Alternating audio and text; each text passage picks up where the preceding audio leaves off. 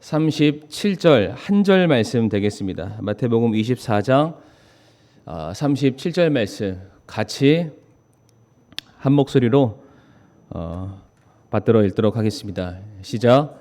오직 노아의 날들과 같이 사람의 아들이 오는 것도 그러하리라. 아멘. 말씀을 기도하겠습니다. 아버지 하나님 감사합니다. 저희들 오전에 이어서 이 오후 시간에도 무엇보다 말씀을 사모하는 마음 가지고 이 귀한 또 예배의 자리에 또 모였습니다. 하나님 아버지, 말씀으로 저희들을 깨우쳐 주시고 정말로 이 마지막 때에 주님께서 오실 날이 정말로 긴박한 이때에 우리가 정신 차리고 주님의 다시 오심을 손꼽아 기다리며 주님께서 보시기에 합당한 주의 종으로서 일꾼으로서 살아갈 수 있도록 도와주시옵소서. 오늘 말씀을 통해서 참 저희들이 경각심을 갖게 해주시고 정말로 주님 앞에 우리들의 모습을 돌아볼 수 있는 귀한 시간 되게 하여 주시옵소서. 예수님의 이름으로 기도를 드리옵니다. 아멘. 오늘은 마태복음 24장 37절 말씀 통해서 마지막 때 노아의 날들이라는 제목을 함께 말씀을 나누고자 합니다. 이제 지난 시간에 마태복음 25장 그 비유의 말씀들을 나누면서 이제 한 몇 차례 조금 더 했으면 좋겠다라는 생각이 들어서 정해놓은 시리즈나 횟수는 없습니다. 그런데 일단은 오늘도 그 유사한 그런 말씀을 나누면 좋겠다라는 생각이 들어서 오늘 마태복음 24장 말씀을 준비하게 됐습니다.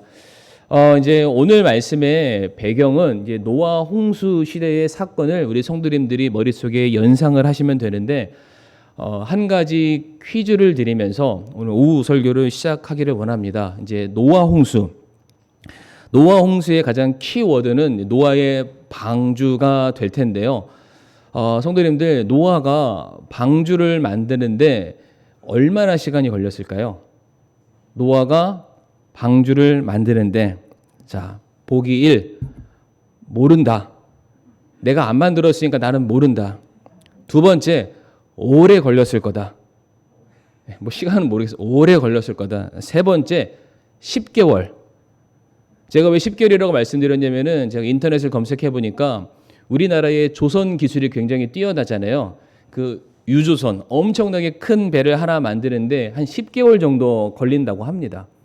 3번 10개월, 4번 120년. 이럴 줄 알았어요. 다 걸리셨어요. 자, 1번, 나는 1번이다. 모른다. 2번, 오래 걸렸다. 또 오래 걸렸다. 한 번 나왔고요. 3번 10개월. 자, 4번 120년.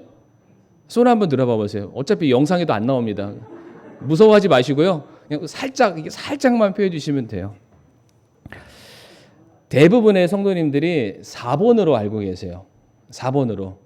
120년이 걸렸을 거다. 그 참고 구절이 창세기 6장 3절 말씀인데요. 앞에 화면에 아마 나올 겁니다. 창세기 6장 3절 말씀.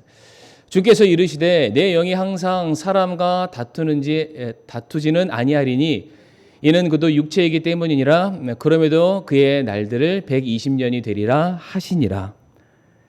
이 말씀을 놓고서 아마도 하나님께서 이 땅의 사람들의 날들을 이제 120년으로 잡아 놓으셨으니까 이 말씀이 떨어짐과 동시에 노아로 하여금 방주를 만들라고 명령하셨으니까 그래서 120년이 걸렸을 거다라고 일반적으로 그렇게 유추를 합니다. 그런데 제가 말씀드리고 싶은 것은 일단은 120년은 아닙니다. 1번 아니면 2번. 모른다?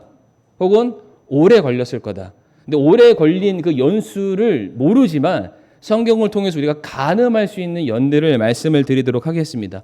앞에 화면 나오니까 잘 따라오시고요. 창세기 5장 32절의 말씀을 보게 되면은 노아는 500세가 되어 셈과 함과 야벳을 낳았더라라고 되어 있습니다. 근데 제가 이 말씀 읽으면서 굉장히 궁금했어요. 정말로 노아에게는 이 세 아들밖에 없었을까? 노아가 몇 세의 자녀를 낳았죠? 500세. 500세까지 뭐 했을까요? 그런데 방주에 탄 사람은 또 이 세 명이에요. 그러니까 노아가 다른 자식들을 안 사랑했거나 아니면은 이 셋 말고는 자녀가 없었거나 500세에 자녀를 낳습니다. 그러니까 성도님들 혹시 내 자녀가 자녀를 늦게 낳는다 할지라도 손주를 늦게 낳는다 할지라도 뭐라고 책망하지 마시길 바랍니다. 노아의 아버지는 얼마나 답답했을까요? 500세에 낳았으니까. 자, 그런데 이 나이를 성도님들 잘 기억하시고요. 다음 말씀 창세기 6장 17절 말씀 보도록 하겠습니다.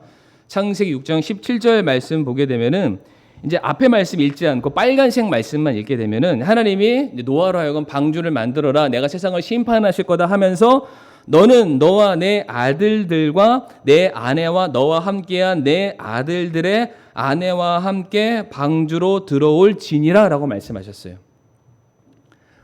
이때가 방주가 만들어졌을까요? 안 만들어졌을까요? 아직 안 만들어진 거예요. 만들라고 명령하셨고 만들거든 너와 너의 가족들은 다 방주 안으로 들어와도 좋다라는 하나님의 약속이 주어지게 됩니다. 노아가 몇 세에 자식을 낳았다고요? 500세. 그리고 여기서 하나님께서 말씀하시기를 전제를 주는데 너희 아들들만이 아니라 너희 아들의 아내들도 방주에 오르게 될 것이다 라고 말씀하셨어요. 자, 다음 말씀 창세기 7장 6절 말씀. 땅 위에 물들의 홍수가 임할 때에 노아가 600세더라. 그러니까 500세에 자녀를 낳았고요. 600세에 홍수가 일어났습니다. 그렇죠? 그리고 하나님께서 뭐라고 중간에 말씀하셨죠? 너와 내 자녀들의 아내가 그 안에 들어올 것이다. 그러니까 지금 하나님께서 노아에게 심판에 대한 메시지를 주셨을 때에 그 당시에는 자녀들이 결혼을 했다는 얘기일까요? 안 했다는 얘기일까요? 했다는 얘기죠. 하나님께서 말씀하셨을 때 너의 아들들과 아들의 아내들은 배에 탈 거다라고 말씀을 하셨어요. 그러니까 하나님께서 심판을 명령하신 그때는 정확하게 노아의 나이가 몇 살인지는 안 나왔어요. 그런데 그 말씀하시는 시기는 이미 자녀들이 장성해서 결혼을 한 상태다. 자녀를 낳았는지 안 낳았는지는 성경이 말 안 하니까 제가 거기까지는 말씀을 안 드리도록 하겠습니다. 근데 500세에 노아가 자녀를 낳고요. 600세에 홍수가 일어났습니다. 그런데 하나님께서 내가 이 땅을 심판하시리라라고 말씀하신 것은 창세기 6장 5절부터 시작을 합니다. 자, 여기까지만 말씀을 딱 드리고 방주를 만드는데 얼마나 시간이 걸렸을까요? 예, 일단 120년은 아니에요. 500세에 자녀를 낳고 600세에 홍수가 났는데 자녀가 낳고 자녀가 자라서 장성해서 결혼을 해야 되잖아요. 그러니까 일찍 결혼했다고 가정하고 우리 향목 형제가 25세 결혼했으니까 25세 결혼해서 아내가 있다고 가정하면은 방주를 짓는 데만 해도 시간이 얼마나 걸렸을까요? 75년 정도 넉넉하게. 그러니까 모르겠습니다. 성경 시대 당시 때에 10살에 결혼했는지 우리도 예전에 꼬마 신랑이라고 8살 때 9살 때 결혼하기도 했잖아요. 그러니까 이런 거 가정해도 아무리 길게 잡아도 방주를 지을 수 있는 연수는 100년이 안 된다라는 겁니다. 그러니까 성도님들 이제 다음에 누구한테 물어보세요. 방주 몇 년 만에 지은지 알아? 120년? 틀렸어. 말씀을 딱 보이시면서 가르쳐 주시면 되겠습니다. 그럼 여기서 우리가 두 가지를 조금 더 생각해 보길 원하는데 그러면은 왜 하나님께서 이 창세기 6장 3절 말씀에 왜 120년이라는 그 특정한 나이를 연수를 언급을 하셨던 것일까? 그러니까 이제 성경 신학자들은 또 다른 해석을 뭐로 말하냐면은 이때로부터 사람의 수명이 120으로 정해졌다. 이렇게 말들을 합니다. 120으로. 이것도 약간 설득력이 있죠. 자, 그런데 도표 하나만 보여주시기 바랍니다. 잘 안 보이시죠? 빨간색 줄. 바로 위에 사람이 노아예요. 노아 시대 때 하나님께서 이제 인간의 연수를 120으로 정하겠다라고 말씀하셨고 그거를 이제부터 120세인가 보다. 근데 노아 나이가 저기 딱 보면은 수명이 몇 살로 되어 있나요? 950. 조금 확대해 줄 수 있나요? 우리 기도형님. 예, 좋습니다. 빨간 줄 바로 위에가 노아입니다. 근데 노아 다음에 몇 살인가요? 600, 438, 433, 464, 239 쭉 내려와서 아브라함이 175, 그 아브라함의 아들 이삭이 180. 자, 이제 화면 내리셔도 되고요. 연수는 줄어들기는 했어요. 확실히. 그런데 나이가 120보다는 많이 살았다. 그러니까 하나님께서 말씀하신 이 120년이라는 시간이 다만 인간의 연수만을 의미하는 것은 또 아니구나라는 것을 알 수가 있죠. 만약에 하나님께서 명령하신 대로 120세가 인간 수명의 리미트라면은 이 땅에 오고 오는 모든 사람들은 노아 다음에는 다 무조건 몇 살에 죽어야 돼요? 120에 죽어야 되는 게 맞죠. 그런데 120은 훨씬 훌쩍 더 넘었습니다. 그리고 이제 마지막 해석에 나오는데 그게 뭐냐면은 창세기 6장 5절에 하나님께서 이 땅의 수많은 사람들, 이 땅의 죄가 관영한 것을 보시고 심판을 내리시기로 작정하신 거예요. 근데 그 날부터 120년이라는 시간이 지나면은 뭐가 오냐면은 바로 노아의 홍수 심판이 오게 된다. 근데 이게 설득력 있는 것 중에 하나가 뭐냐면은 에녹의 아들이 누구죠? 무드셀라. 기억하시죠? 무드셀라의 이름의 뜻은 창을 던지는 자였다라고 제가 예전 설교 때 한번 말씀을 드린 적이 있어요. 근데 창을 던진다는 게 무슨 뜻이냐면은 전쟁을 한다는 거예요.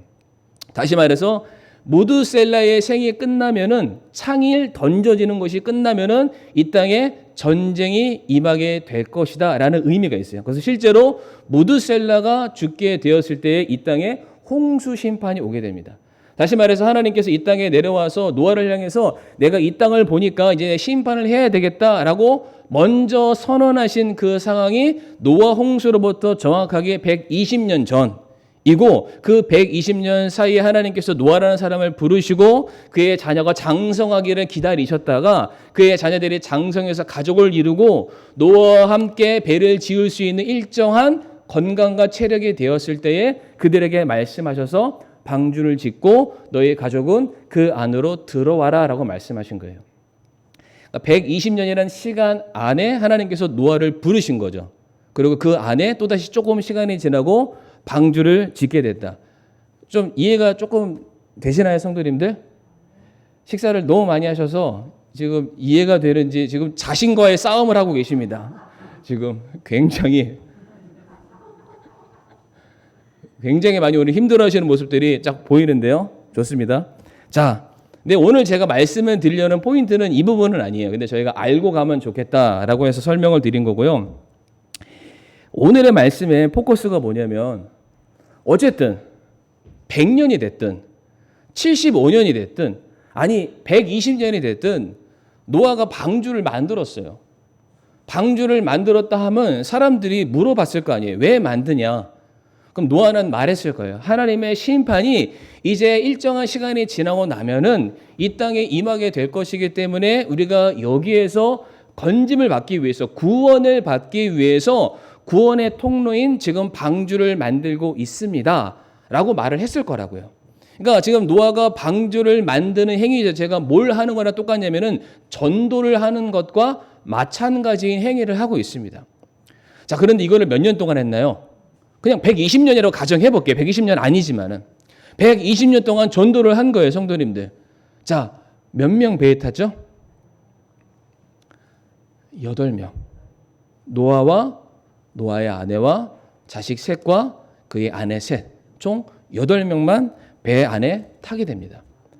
제가 인간관계에 관련된 책 한 권을 봤는데 한 사람이 일평생을 살면서 이게 직접적이든 간접적이든 나와 관계를 맺고 서로 영향을 주고받는 사람의 숫자가 적게는 120명이고요. 많게는 150명 정도가 평균이라고 합니다. 물론 사람에 따라서 뭐 수천 명을 만나는 사람들도 있겠지만 그런 사람들 다 제외하고 일반적인 평균이 적어도 100명 이상의 사람과는 관계를 맺는데요. 그냥 아는 사람이 아니라 적어도 그 사람의 이름을 알고요. 형편을 알고 밥 한 끼는 같이 할 수 있고 마음을 주고받을 수 있는 사람들이 100여 명 이상은 된다고 합니다. 자, 그러면은 이 8명의 사람이 적어도 그 정도의 관계를 맺어오게 되었다면은 몇 명 정도는 배에 타는 게 맞나요? 대략 800명에서 1000명 정도는 배에 타는 게 아마 맞을 듯 싶습니다. 그런데 우리가 아는 것처럼 그 배에는 몇 명만 탔냐면은 고작 8명만 탔어요. 성도님들 궁금하지 않으셨나요? 왜 배에는 8명만 탔을까? 그때 짐승들도 많이 탔으니까 꽉 찼겠죠. 그런데 하나님께서 그 짐승들 때문에 방주를 만들려고 하진 않고 이미 충분한 사람들이 탈 수 있도록 만드셨겠죠. 자, 근데 왜 그 사람들밖에 못 탔을까? 좀 굉장히 많이 궁금했습니다. 궁금하다가 무슨 생각을 하게 됐냐면 제가 예전에 그 예화 하나 드린 적 있죠. 어떤 원로 목사님이 설교를 한 번 했는데 다음 주에 똑같은 설교 또 하고 그 다음 주에 똑같은 설교 또 하고 자, 제가 똑같이 성도님들에게 말씀을 딱 전하는 거예요. 근데 오늘 같은 말하고 다음 주 같은 말하고 그 다음 주 같은 말하고 맨날 1년 365일 예배 오실 때마다 똑같은 설교를 하는데 이 설교를 120년을 하는 거예요. 어떨 것 같으세요?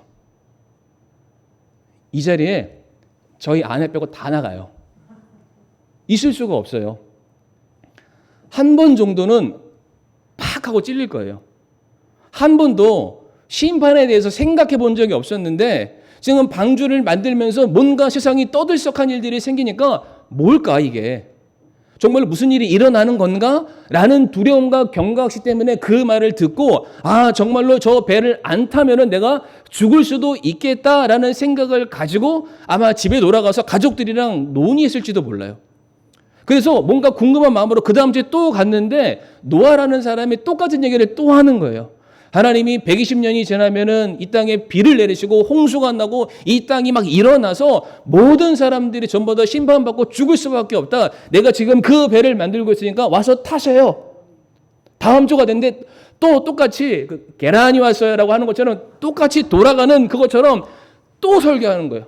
똑같은 설교를 또 하는 거예요. 또 하는 거예요. 이 마음속에 경각심이 어떻게 될까요? 날이 갈수록 늘어날까요? 날이 갈수록 반감이 될까요? 반감이 될 수밖에 없어요. 특별히 지금 당장 뚝딱뚝딱 만들고 있는데 이 배를 안 타면 죽는 줄 알았는데 다음 날이 됐는데 하늘은 멀쩡한 거예요.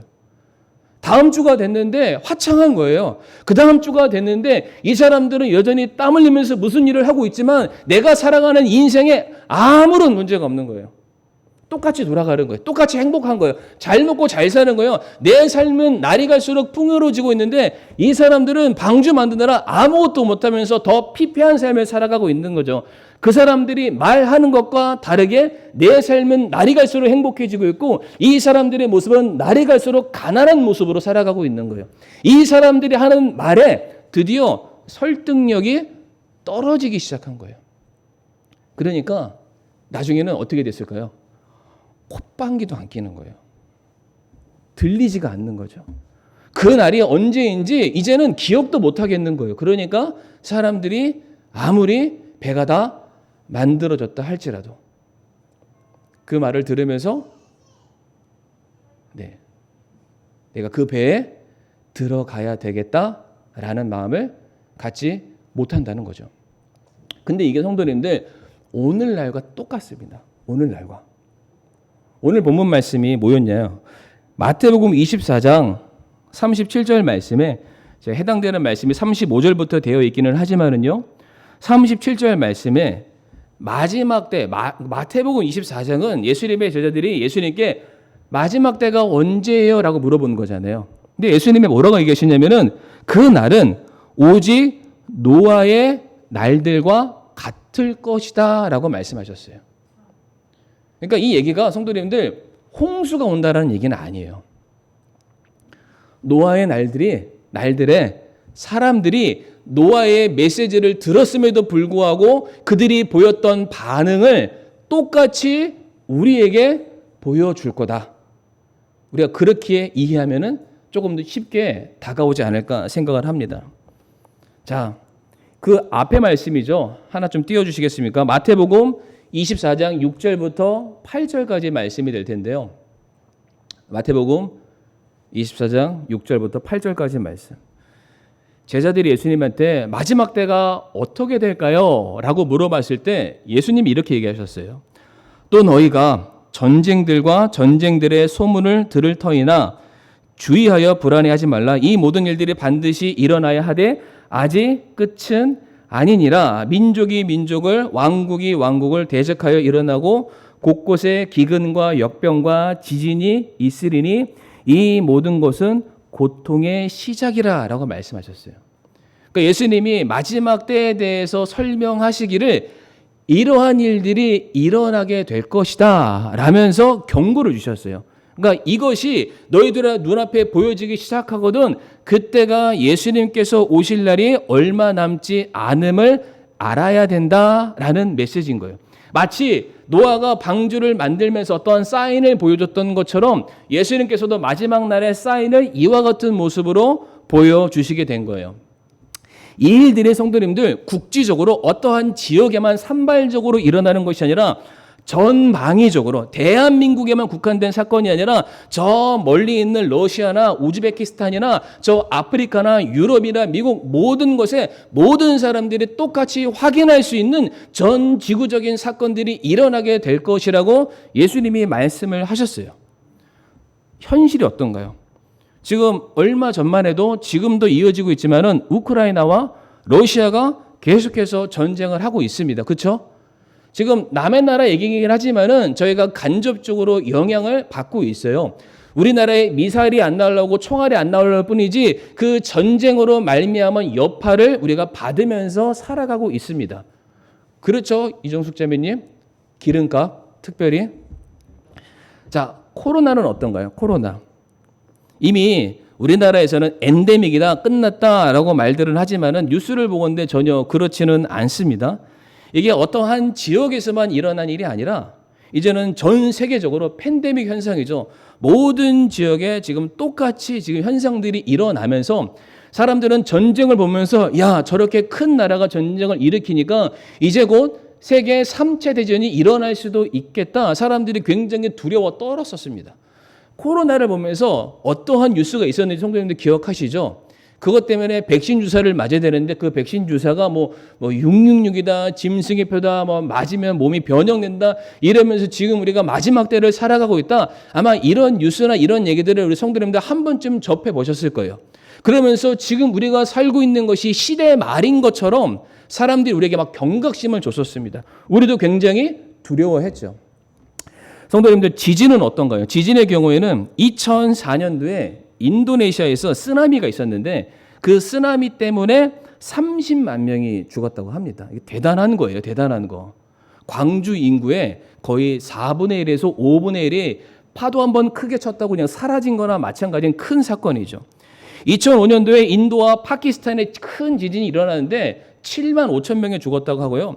2008년에는 중국의 스촨성에서 지진이 일어났는데 그때도 7만 명이라는 한 지역에서 일어난 사건임에도 불구하고 엄청나게 많은 사람이 죽고요.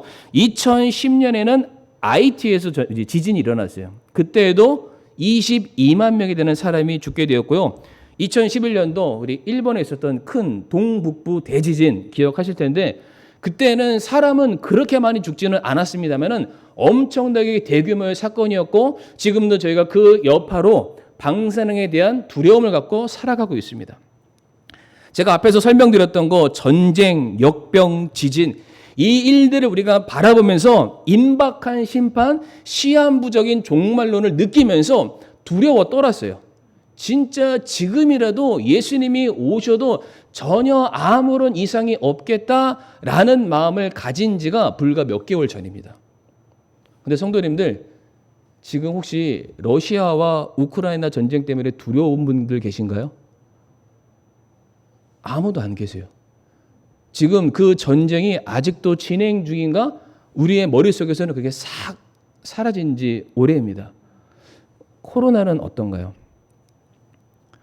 진짜 불과 얼마 전까지만 해도 짐승의 표를 맞지 마세요. 모든 사람들이 죽을 거예요. 그 표를 맞으면 뭐 매매를 못해. 이런 온갖 말들로 지금이 시대 말, 종말의 시대다. 아니 이미 예수님께서 오셨다라고까지 말하는 이단들이 속출하면서 지금이 마지막 때라고 말했던 수많은 사람들이 있지만 이미 뉴스상으로는 엔데믹, 코로나가 끝났고 우리도 그것에 대해서는 크게 이제는 염려하지 않고 살아갑니다. 지금 마스크를 쓴 거는 습관 때문에 쓴 거예요. 습관 때문에.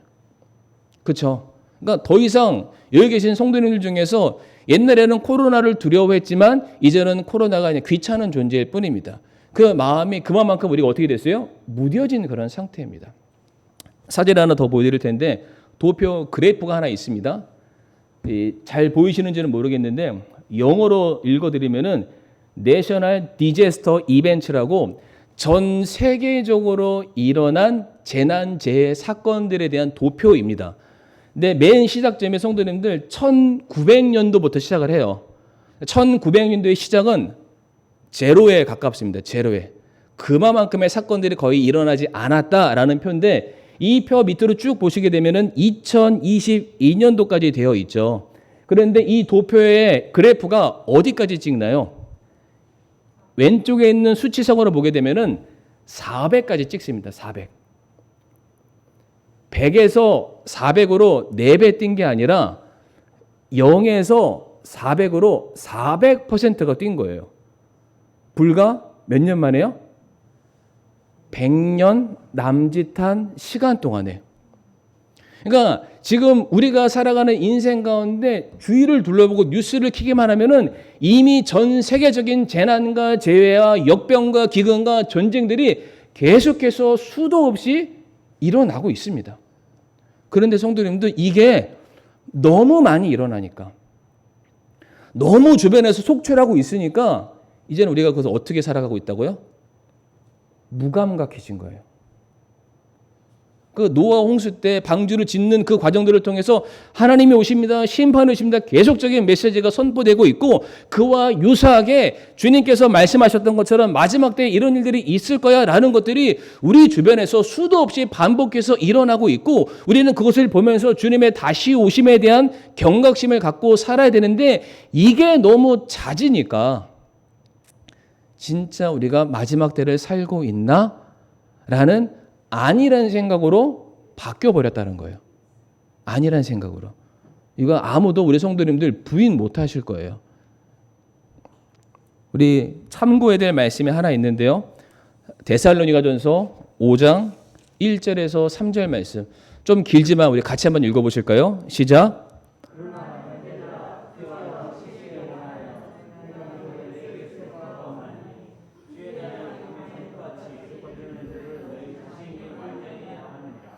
그들이 평안하다 안전하다 하고 말할 그때에 아이벤 여자에게 해산의 고통이 임하는 것 같이 갑작스러운 파멸이 그들에게 임하나니 그들이 피하지 못하리라. 아멘. 마지막 때를 무엇에 비유해서 설명하셨냐면은 해산하는 여자에게 임하는 고통이다라고 설명을 하셨어요. 우리 자매님들 자녀를 낳아보신 자매님들은 아세요. 이게 배가 부르고 출산한 날이 다가오면은 배에서 오는 신호가 이게 라마조 호흡법인가요? 그걸로도 안 되죠. 그 신호가 가까이 오면 가까이 올수록 애가 곧 나오겠다 아시잖아요. 근데 그 주기와 반복이 일정하나요? 아니면은 더 긴박해지나요? 잘 아시죠? 이 고통의 진동의 숫자가 계속해서 줄어들다 그것이 갑자기 빡 하면서 이제 우리 귀한 자녀가 나오게 되는 거죠. 근데 주님의 다시 오시는 그날이 이와 같다는 거예요. 그래서 성도님 아까 그래프 보셨지만은 이 진폭이 어디까지 갔어요? 400까지 넘어갔어요. 이 400이라는 숫자가 종말의 때를 의미하는 숫자는 아니지만은 지금 그만큼 100여 년이라는 시간을 놓고 봤었을 때 이미 우리는 400배 이상 정말로 주님이 오셔도 충분히 남음이 있는 그러한 시대를 우리가 살아가고 있다. 그러니까 지금이라도 주님 오실 수 있다는 사실이에요. 이미 우리는 지금 수많은 고통 가운데 살아가고 있습니다. 그 고통이 너무나도 우리들의 삶에 진하게 임하다 보니까 내가 고통 가운데 있는지도 모르고 살아가니까 그게 문제인 것이지, 이미 우리는 주님이 오실 바로 그 날 한복판 가운데 살아가고 있는 것과 마찬가지라는 사실이죠. 우리가 굉장히 많이 지금 깨어 있어야만 합니다. 이게 꼭 복음을 듣지 않는 사람들에게도 우리가 반드시 깨어 있어서 그들에게 복음을 전해야 되지만, 마찬가지로 우리 역시 주님의 다시 오심을 손꼽아 기다리는 그러한 모습이 있어야 된다는 거죠. 한 말씀만 더 보고 마치도록 할 텐데요. 다니엘서 12장 4절 말씀 보게 되면은 이런 말씀이 있습니다. 그러나 오 다니엘아, 너는 끝이 임하는 때까지 그 말씀들을 닫아두고 그 책을 봉인하라. 많은 사람이 이리저리 다름질하고 지식이 증가하리라 라고 되어 있습니다. 그러니까 마지막 때의 또 다른 모습을 설명을 하시는데, 그때에는 사람들이 많이 오고 가고 지식들이 증가하게 된다라고 말하고 있습니다. 제가 어떤 책에서 봤는데, 우리가 지난 한 1000년 혹은 그보다 더 오랜 역사 기간 동안에 우리가 그동안 습득하고 배웠던 지식보다, 정보의 양보다 지난 5년간 우리가 습득한 정보의 양이 훨씬 더 많다고 합니다. 그리고 그 정보의 양은 시간이 지나면 지날수록 더 간격이 좁아져서 불과 이제는 몇 개월 만에 우리가 알 수 있는 모든 지식의 정보량이 지금까지 있었던 모든 역사를 합해도 그거보다 훨씬 더 많은 정보를 우리가 얻고, 그렇게 과학자들은 연구를 하고 있습니다. 다시 말해 우리는 지식의 홍수 가운데 살고 있습니다. 그러니까 이 땅에 물로 홍수뿐만 아니라 우리는 지식의 홍수 가운데 살고 있어서 이제는 우리가 원하는 지식을 내가 원하는 만큼 얼마든지 취합할 수 있어요. 네, 성도님도 혹시 그거 아시나요? 아침에도 제가 스마트폰 유튜브를 말씀드렸지만은 그 유튜브에 그 AI 알고리즘이라는 게 있어요. 이게 뭐냐면 쉽게 설명해 드릴게요. 내가 보고 싶은 것만 볼 수 있게 해줘요.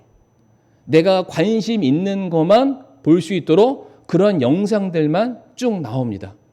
그러니까 제가 언젠가 우리 성도님들 핸드폰 한번 딱 펴보세요. 유튜브 한번 켜보세요 해가지고 손가락으로 스크롤 쫙 이렇게 한번 하잖아요. 그러면 딸려 나오는 모든 영상들이 평상시에 내가 봤던 비슷한 관계된 영상들이 다 따라 나옵니다.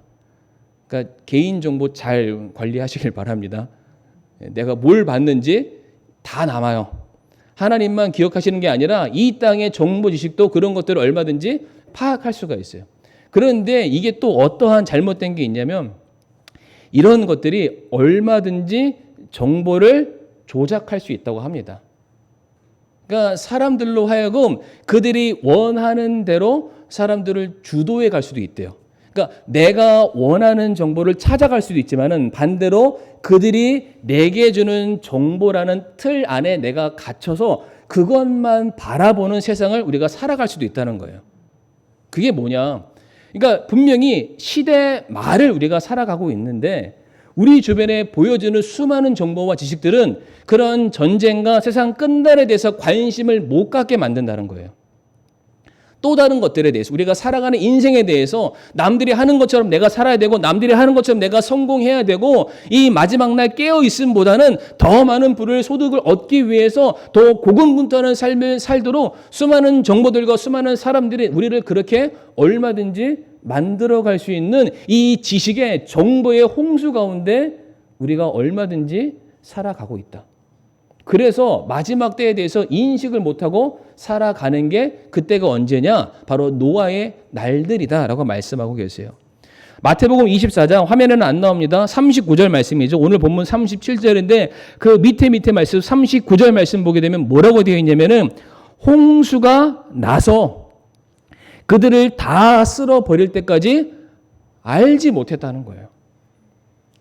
그러니까 하나님은 말씀으로 계속해서 경고를 주시는데 이 세상 사람들은 심판이 다가왔지만 누구도 사이렌을 안 울린다는 거예요. 이미 임박한 심판, 하나님의 심판이 임해서 이 사람들 이 무릎팍까지 물이 찼고 불이 떨어지고 있고 정말로 주님이 이미 내려오시고 계시는데 이것에 대해서 누구도 관심을 갖지 못하도록 오직 세상을 향해서만, 내 자녀를 향해서만, 내 인생을 향해서만 포커스를 맞추도록 이 세상이 우리를 그렇게 만들어 나가고 있다. 그래서 누구도 주님의 다시 오심을 기다리지 못하게 만든다는 거예요. 우리는 말로는 주여 어서 오시옵소서 우리가 기다립니다. 그날을 손꼽아 살아갑니다. 라고 고백하지만 누구도 주님의 다시 오심을 예비하는 삶을 안 살고 있다.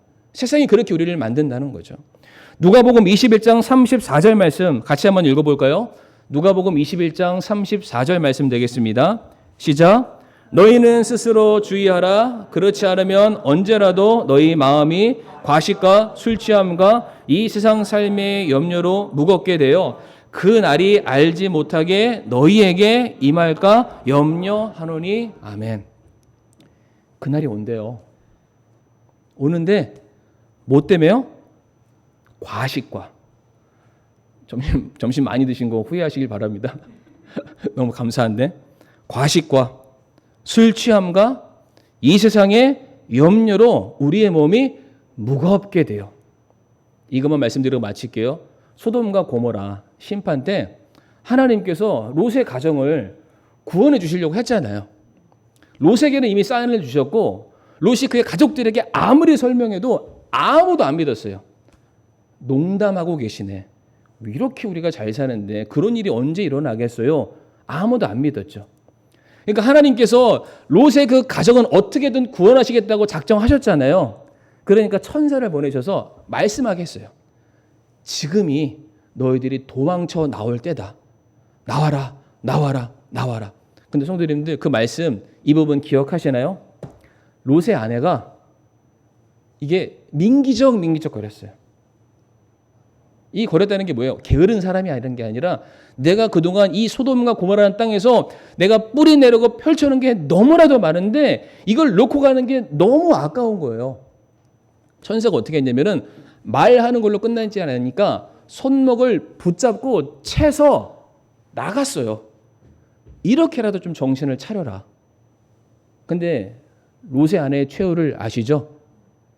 뒤를 돌아봤어요. 지금 불과 유황이 막 떨어지고 있는데 하늘을 봐야 되잖아요. 심판의 다가옴을 봐야 되는데 그 눈과 시선과 마음이 어디로 가 있어요?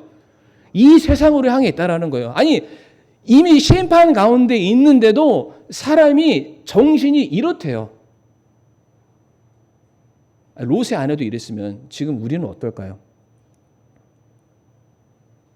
아직 심판의 날은 아니지만 진짜 그 날이 우리 코앞에 다가와 있는데 과연 우리는 그것을 경각심을 가지고 바라보면서 살고 있는지 아니면은 그런 것은 볼 생각도 전혀 없는 상태에 오로지 잘 먹고 잘 살고 배부르고 등 따시고 이러한 일들에만 우리가 관심을 갖고 살아가고 있는지 우리 자신을 한번 돌아보는 이 시간이 되기를 간절히 바라겠습니다.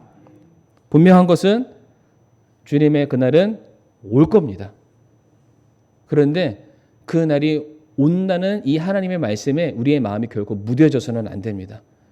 그리고 우리를 부르시는 그때에 이 세상으로부터 우리는 이제 안녕을 선언하고 주님이 명령하시는 그 자리에 우리가 노아처럼 빨리 방주를 잘 만들어서 우리 사랑하는 가족들, 내 소중한 사람들을 인도하는 일에 귀하게 쓰임받는 저와 우리 사랑하는 성도님들이 되시기를 간절히 바라겠습니다. 이 시간 머리 숙여 함께 기도하겠습니다.